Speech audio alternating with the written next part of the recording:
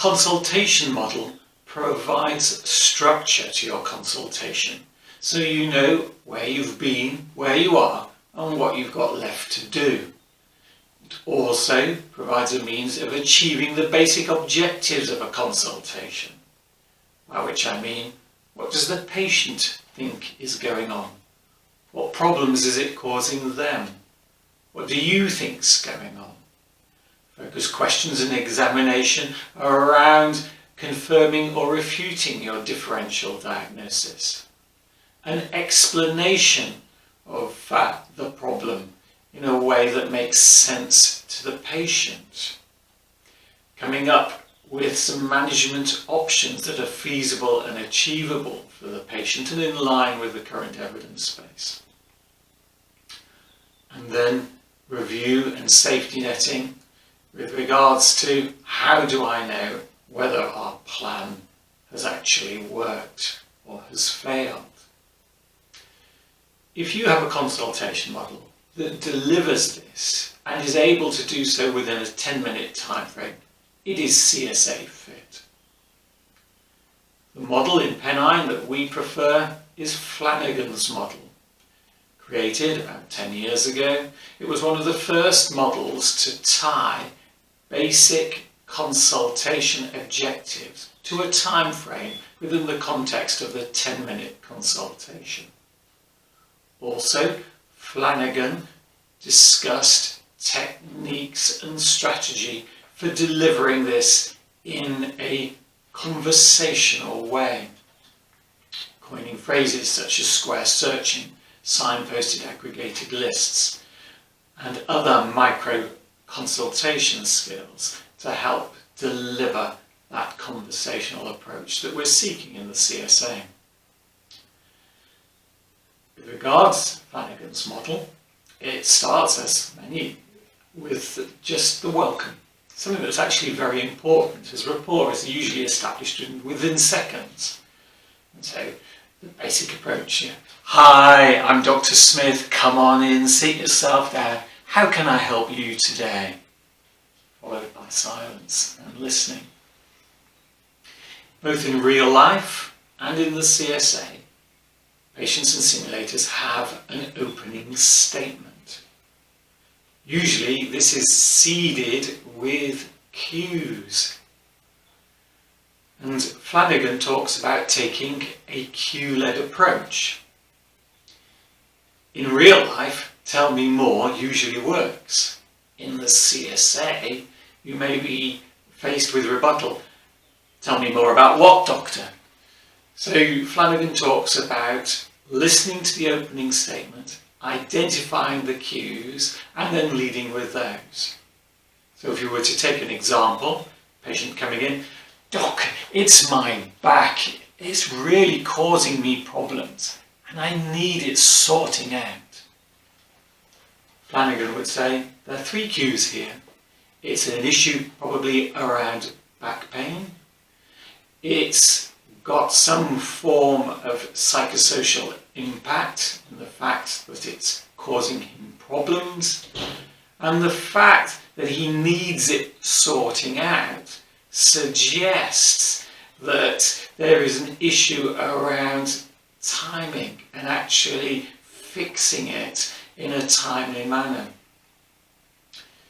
She says that often the most effective way is just to reflect back that verbal cue.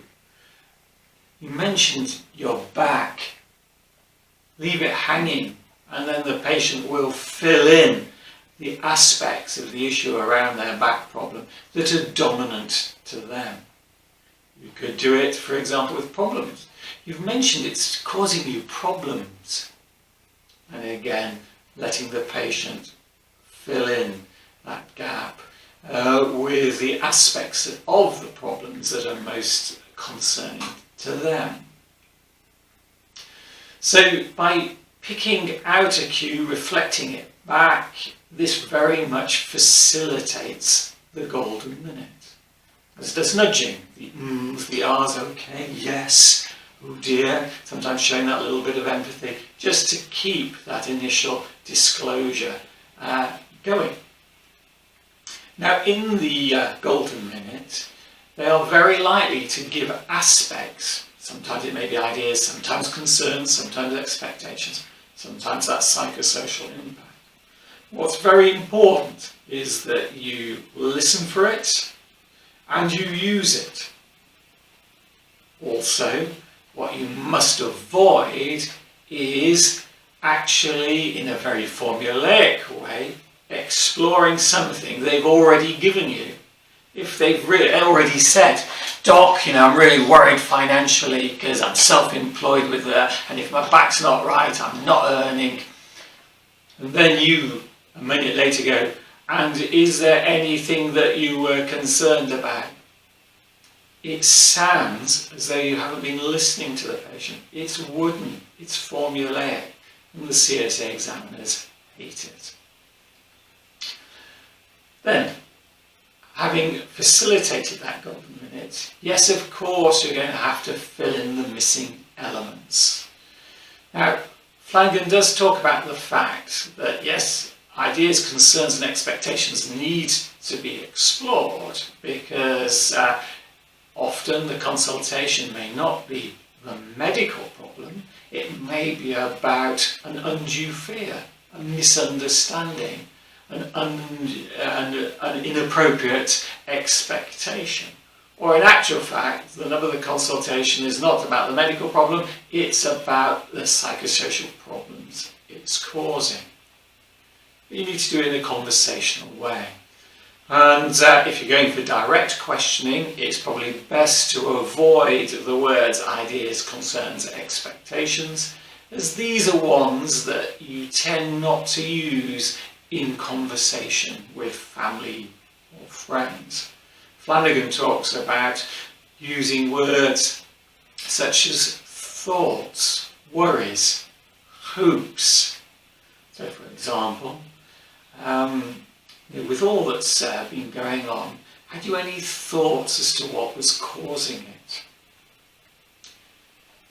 Is there anything in particular that's been worrying you with regards to all that's been happening? Often patients have some really good ideas as to how I may best help them. Had you had any thoughts as to how I might best help you today? Yeah. This is a more conversational approach. If, however, you want to use alternative approaches, and sometimes in the CSA, if you ask about worries, they may sit there and go, I'm not really worried about anything, doctor. Clearly, there are verbal cues in terms of the way they're responding, as well as non-verbal cues, but obviously there is something they're anxious about. And restating a direct question, exploring concerns, again just seems very wooden. And you need to have an alternative approach. And Flanagan talks about square searching my friend John and the Google factor as ways in which you can achieve this. With regards to cues, a lot of work has gone into cues in the CSA scenarios. Anything that you see and anything that you hear is part of a script. So in terms of verbal and non-verbal cues, these are things that have been rehearsed and validated and often are central to understanding the nub of the consultation. What's the consultation really about? So have a look at one of our earlier YouTube clips with regards to cue handling. And of course there's the medicine. You do need to ask focused questions to actually identify what is going on and help confirm or refute your differential diagnosis. This will often involve exploring red flags. And Flanagan talks about the importance of signposting red flags so it doesn't disrupt rapport as it coming as a surprise. If you use signposting, patients can actually appreciate why you're asking and its relevance. She also discusses techniques for asking a lot of questions in a conversational way. And it's called a signposted aggregated list. This is particularly important in those consultations where you need to ask a good number of questions, such as looking at causation of headache or the symptoms of depression. Then Flanagan says round about 4 or 5 minutes you've actually got to be doing a summary. Now, many CSA examiners hate summaries. And the reason for this is that they often have a registrar whose data gathering, history and taking and focus questioning is excellent. And then they embark on a summary and simply repeat everything that the actual simulator has said to them. It takes minutes. It's a time-occupying leisure. And as a consequence, they've not left themselves enough time to examine and manage the patient. Flanagan, however, says what you've got to do, or consider doing, is a micro-summary. This is something that shouldn't take more than 30 seconds. It needs to be signposted, and at the end of it, you need to get what's called the yes set. So, what does that mean? Before I examine you, let me just recap a few of the key things you've told me. And then what you do is you actually describe what you believe the nub of the consultation is, why they're really here, in under 30 seconds, often using a little bit of the language that they've used.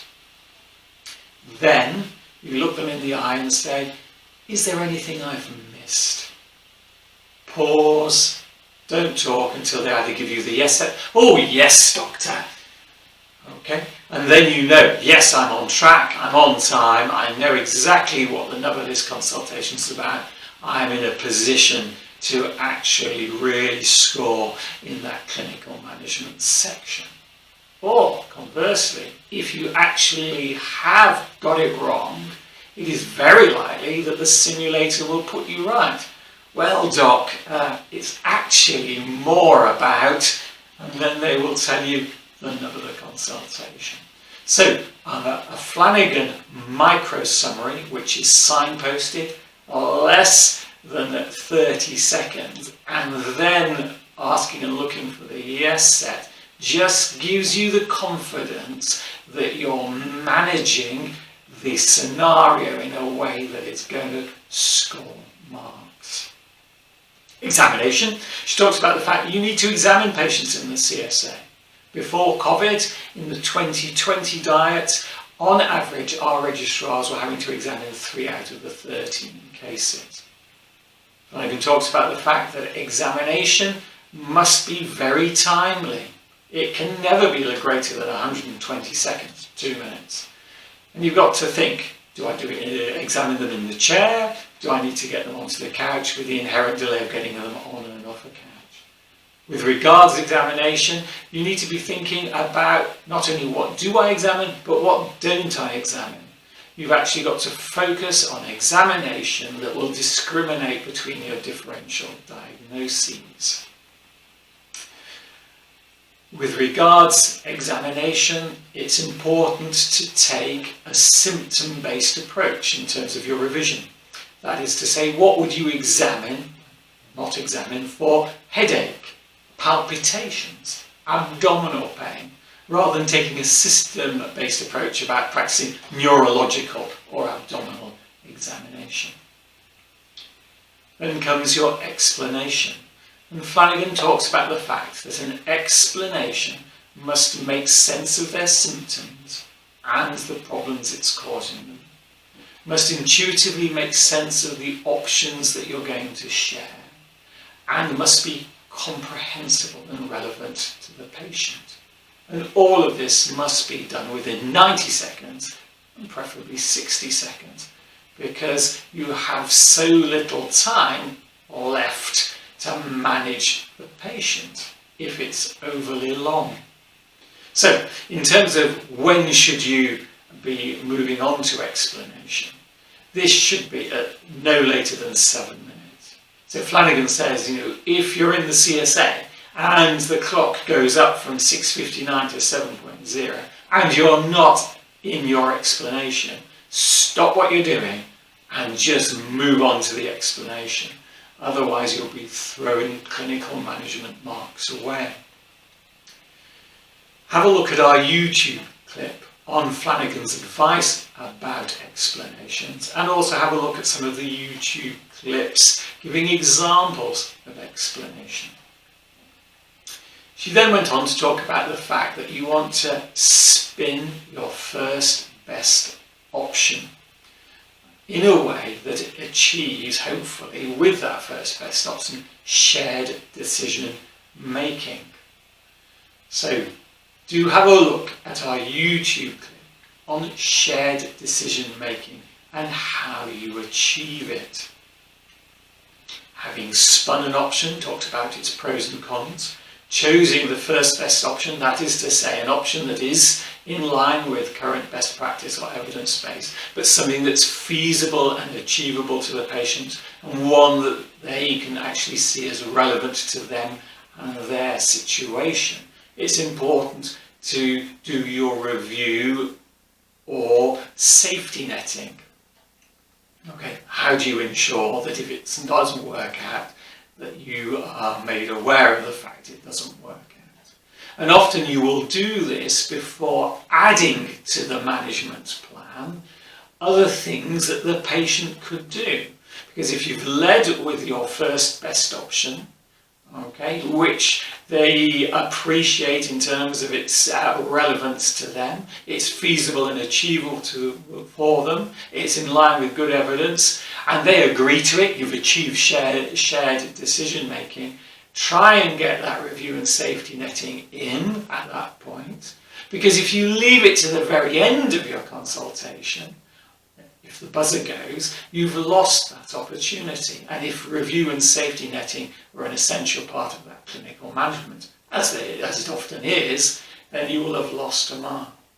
So, first best option, spin it, see if you get shared agreement, and then do your review and safety netting. And then you can talk, of course, about other things that they might do, or things that you might choose to do if that first best option doesn't pan out.